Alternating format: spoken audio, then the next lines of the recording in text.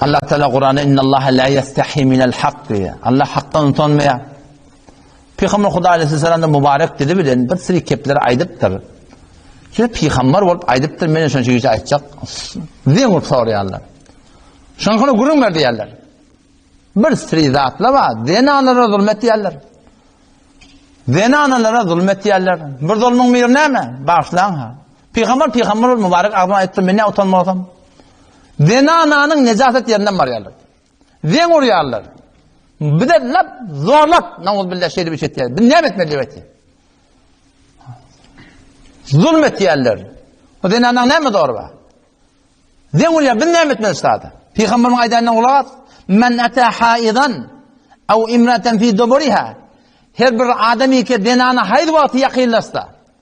Ya denanan nezaset yerine varsa. Ev kahinen yaşı işan porkanlara varsa. Fesaddakavu şun ayttiyanını kabul etti. O şu fiilleri etse fakat kefere bima unzile ala Muhammedin sallallahu aleyhi ve sellem. Kur'an'ı inkar eden adam söyledi. Kur'an'ı inkar eden adam peygamber. Halal dedi. Halalı koyup doğru harama varıp duran adam Kur'an'ı inkar eden adam. Hatta Kur'an ne demekte? Men istahalle mehalimehu.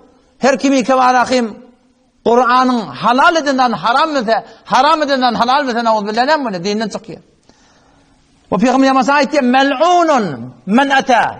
Mel'un Allah'ın lanetine giriftar ol adamı ki denananın mahalli necasetine varsa değil.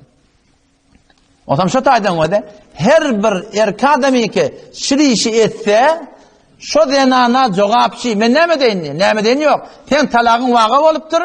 Adamın dininden çıkılı, imandan çıkılı git öyüne git. Bar doğullan ait bana şey diyeledi. Git şikayet ver. Bana zulmet diyeledi. Adamın dininden çıkılı. Men şöyle yaşamakın doğru şöyle.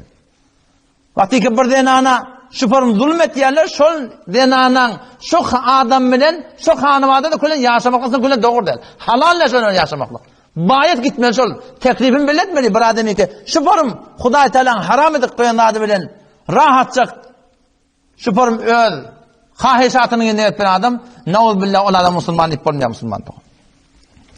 Hem imanı tedelemeli hem de nikahını tedelemeli.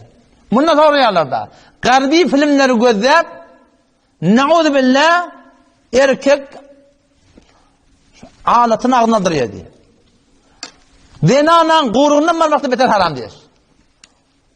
Hudaý Teala'nın zikredilir. Ne kadar kahişat ne kadar kalıptır. Ne kadar tilkiçilik ammılıklı tilkidatları görüp aynı Peygamber Hudaý Aleyhisselam şu denanan nezaset yerine varanla Kur'an'ı inkar eden adam deyiptir değil mi? Şunun güçlük deyip ola malafet vertirler sana. Ki bir adam eğer şeyh deyiptir na'udhu billah. Ne kadar günahkar çıktır artıqlı. Ki zulüm oluyor denanlara vağın yani mecbur olup paylaşmayı ettim. Mecbur olup ettim.